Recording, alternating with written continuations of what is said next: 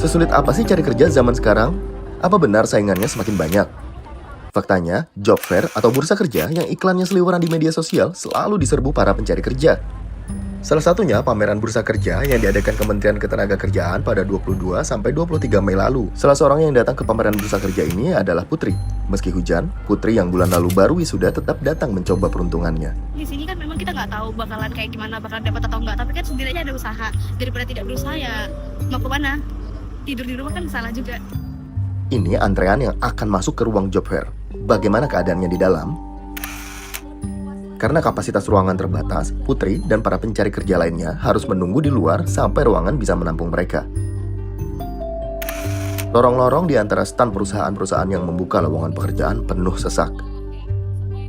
Kenzi, yang 6 bulan lalu lulus kuliah, datang ditemani ibunya, Nelwanti. Takutnya dia depresi, mikirin, belum kerja, dan lain-lain. Jadi sebagai orang tua, kita cemas juga kalau anak tidak ada aktivitasnya di rumah. Nah, untuk orang tua di luar sana, zaman sekarang kan emang sulit ya mencari pekerjaan. Jadi sebagai orang tua, kita sabar aja dulu terhadap anak kita. Kenzi senang sang ibu bisa menemaninya, karena yang terpenting baginya adalah restu ibu.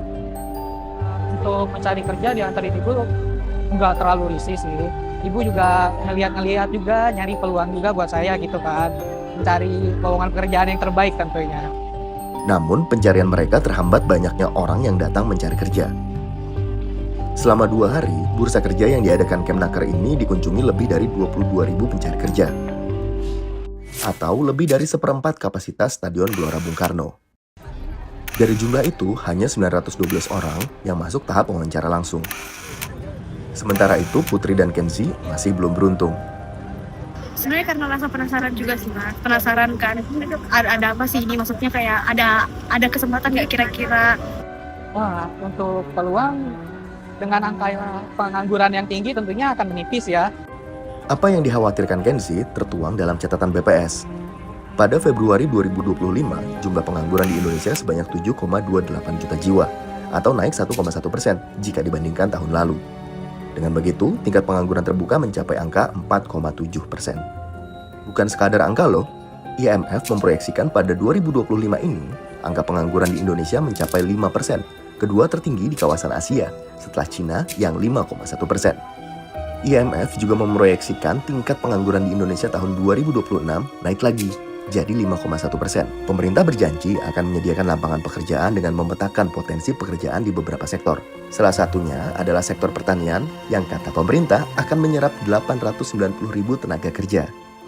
Dan untuk mempermudah proses pencarian kerja, Kemnaker juga bilang, kita berharap mitra industri kita tidak lagi memberi persyaratan untuk para pencari kerja yang begitu berat. Jadi nanti para pencari kerja tidak lagi disyaratkan terkait umur. Umur nanti kita akan hapus.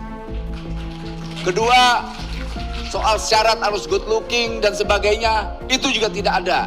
Kemudian pertanyaan-pertanyaan yang menjadi syarat soal udah nikah, belum nikah, itu kita hapus. jadi bagi yang sedang cari kerja, tetap semangat.